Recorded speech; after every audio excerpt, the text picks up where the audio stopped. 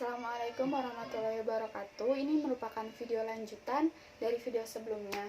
Jika di video sebelumnya Ibu membahas tentang dampak perkembangan kolonialisme dan imperialisme dalam bidang struktur pemerintahan dan politik serta bidang ekonomi, di video kali ini Ibu akan menjelaskan dampak yang terjadi dalam bidang sosial budaya dan juga pendidikan. Nah, mari kita bahas dari mulai bidang sosial budaya terlebih dahulu. Jadi, dampak yang pertama dalam bidang sosial budaya adalah masih berkutat pada pribumi di golongan kelas 3, seperti yang sudah Ibu jelaskan sebelumnya, bahwa ada strata sosial atau pengelompokan kelas-kelas dalam masyarakat kita pada waktu itu. Untuk golongan kelas pertama adalah orang-orang Eropa dan Belanda. Golongan kelas 2 diduduki oleh orang-orang timur asing seperti orang Tiongkok, Arab, dan lain sebagainya. Dan golongan kelas 3 itu diduduki oleh masyarakat kita sebagai pribumi, yang merupakan strata terendah pada waktu itu. Dampak yang kedua adalah pemberantasan budaya feodal. Itu juga sudah disinggung di pembahasan sebelumnya, bahwa hilangnya ikatan-ikatan antara raja dan juga kaulanya. Terus juga ada beberapa adat yang digeser dengan dalih modernisasi dan pembaharuan gitu oleh orang-orang Eropa dan Belanda. Selanjutnya ada menggeser adat ketimuran. Nah, ini banyak sekali menimbulkan konflik pada waktu itu. Seperti yang Ibu bahas di pembahasan sebelumnya tentang perlawanan yang dilakukan oleh Pangeran Diponegoro, yang salah satu penyebabnya adalah Pangeran Diponegoro itu kesal karena orang-orang Eropa ini banyak melakukan kebiasaan yang di kita itu tabu atau bahkan Islam menyebutnya haram, seperti misalkan minum-minuman beralkohol, mengadakan pesta dansa, terus juga seks bebas. Itu kan di adat ketimuran tidak ada. Nah, ketika orang-orang Eropa, orang-orang Belanda datang ke negara kita, itu menjadi sesuatu yang lumrah. Orang-orang Eropa melakukannya di sini, padahal kan di kita itu bukan sesuatu hal yang biasa. Yang pertama itu bukan adat ketimuran, yang kedua ketika orang-orang Eropa dan Belanda datang ke negara kita, itu mayoritas orang-orang kita itu beragama Islam, dan itu tidak dibenarkan di dalam agama Islam. Yang selanjutnya, perkembangan kolonialisme dan imperialisme di negara kita ini ternyata memunculkan agama atau kepercayaan baru, yaitu perkembangan agama Kristen. Jika sebelumnya ada agama Hindu, Buddha, Islam yang lebih dulu masuk ke negara kita, nah penjajah-penjajah ini membawa agama mereka yang baru di kita, yaitu agama Kristen. Dan pada awalnya ini menimbulkan shock culture atau kekagetan budaya. Jadi yang kita asalnya Islam, orang-orang Eropa datang ke sini dan agamanya berbeda, kemudian orang-orang Eropa sebagiannya ada yang berniat menyebarkan agama tersebut, itu terjadi kekagetan budaya. Tapi lambat laun agama baru ini diterima oleh sebagian masyarakat di kita dan menjadi khazanah baru keberagaman agama di negara kita. Hingga saat ini kan negara kita menjadi salah satu negara yang keberagaman agamanya diakui oleh dunia. Dampak yang selanjutnya adalah perkembangan sejarah dan budaya. Jadi ternyata orang-orang Belanda, orang-orang Eropa yang datang ke sini tertarik dengan budaya kita, tertarik dengan sejarah kehidupan masa lalu orang-orang kita. Makanya tidak sedikit orang-orang Eropa yang datang ke negara kita itu membuat buku-buku yang berisi tentang adat istiadat dari kita, terus juga sejarah dari negara kita juga. Nah, ini contoh-contoh bukunya. Ada buku History of Java yang ditulis oleh Raffles. Ada buku History of Sumatra yang ditulis oleh William Marsden. Ada buku History of the East Indian Archipelago yang ditulis oleh Crawford. Dan juga ada buku Hutang Kehormatan yang di dalamnya membahas tentang politik etis yang ditulis oleh Van Deventer. Tapi buku-buku ini banyaknya ditulis menggunakan sudut pandang orang-orang Belanda atau orang-orang Eropa. Mungkin kalian di kelas 10 pernah belajar tentang materi historiografi, bahwa ada historiografi Nerlandosentris, ada Indonesia sentris. Nah, kalau misalkan ini digolongkan, ini merupakan tulisan-tulisan historiografi dengan sudut pandang Nerlandosentris. Kenapa bisa seperti itu?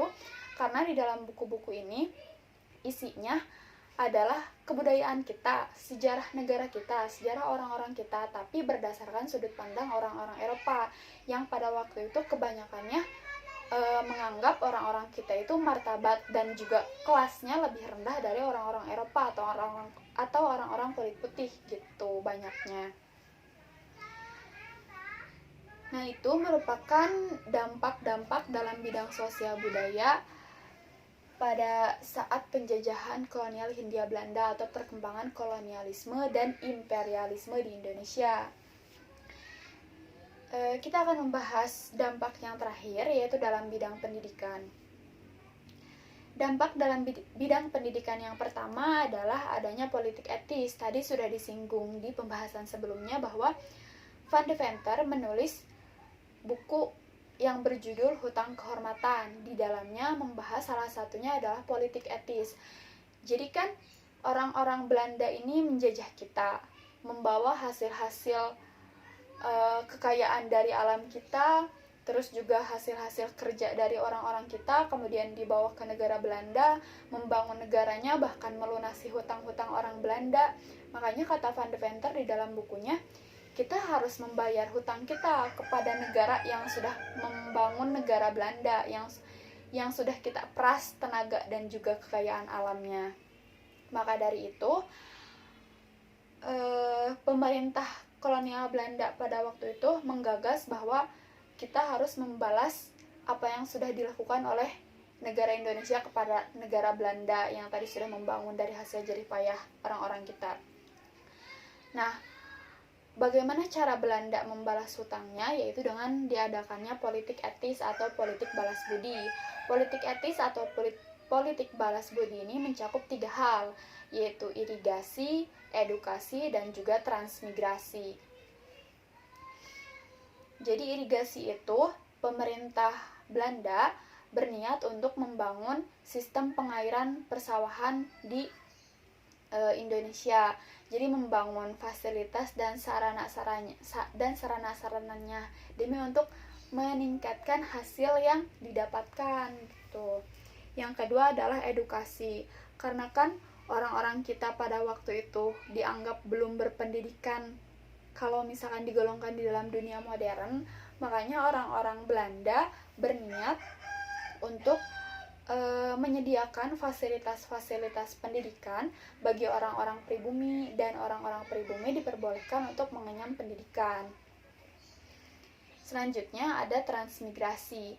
Transmigrasi ini jadi karena kan ada beberapa daerah atau wilayah di Indonesia yang penduduknya sedikit atau yang pekerja-pekerjanya sedikit, sedangkan pada waktu itu ada beberapa wilayah yang pekerja atau penduduknya sedikit tapi dibutuhkan sekali banyak tenaga dan penduduk. Kenapa? Karena di sana ada perkebunan atau ada pabrik. Makanya ada kebijakan transmigrasi ini masuk ke dalam salah satu kebijakan politik etis untuk membuat penduduknya lebih merata, terus juga untuk membangun wilayah-wilayah tertentu yang penduduknya masih sedikit. Dampak selanjutnya adalah pembangunan infrastruktur pendukung. Jadi karena tadi sudah dicanangkan politik etis, ada edukasi, irigasi, dan juga transmigrasi. Pemerintah kolonial Belanda pada waktu itu mengeluarkan kebijakan disertai dengan membangun sarana dan fasilitas yang dibutuhkan. Misalkan, untuk memenuhi kebijakan edukasi, pemerintah Belanda mulai membangun sekolah-sekolah yang diperuntukkan untuk orang-orang pribumi. Irigasi juga dibangun sarana-sarana irigasi untuk mengairi sawah-sawah petani. Terus transmigrasi juga dibangun di daerah-daerah yang dijadikan tujuan transmigrasi, sarana-sarana dan juga fasilitas yang mendukung gitu. Nah, dampak yang ketiga adalah program pendidikan bersyarat.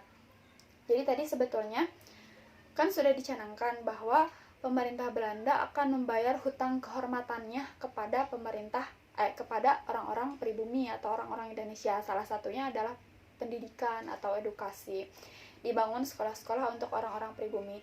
Tapi pendidikan yang dicanangkan adalah pendidikan yang bersyarat. Artinya tidak sebebas seperti sekarang yang misalkan kita anak petani, anak pedagang, anak buruh itu bisa sekolah. Tapi sekolah-sekolah yang dibangun pada zaman kolonial Hindia Belanda dulu itu sekolahnya terbatas, hanya untuk orang-orang pribumi keturunan bangsawan atau golongan priai saja. Jadi tidak semua anak-anak pribumi itu bisa mengenyam pendidikan.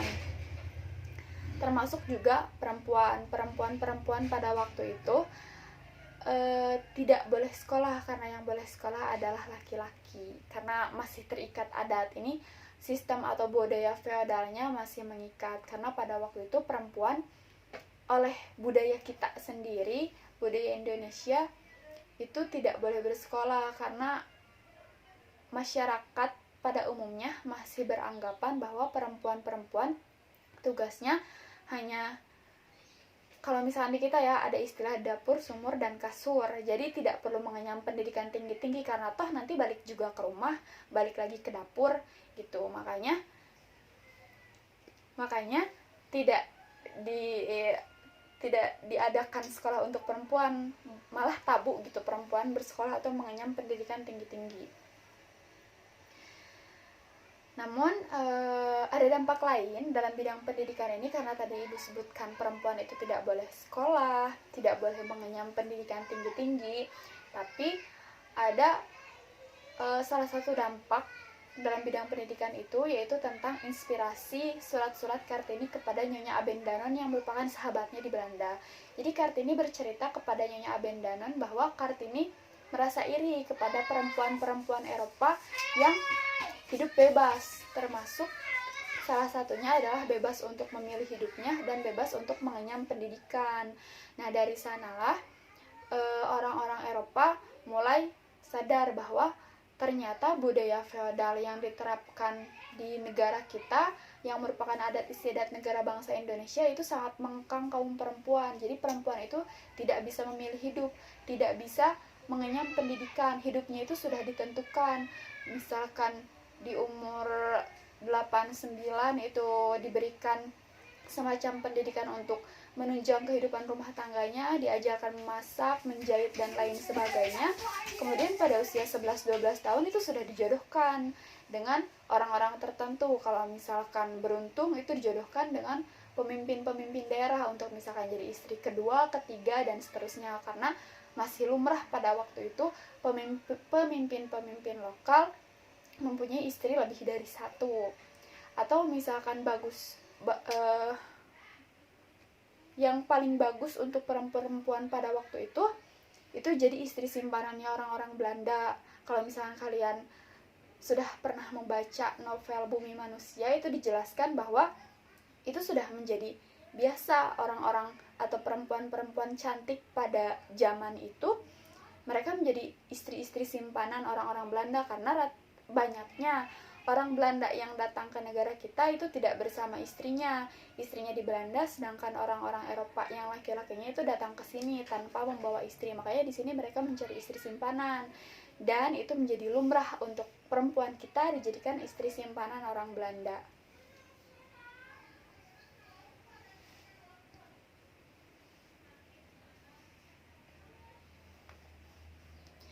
Nah, dampak selanjutnya adalah banyaknya sekolah.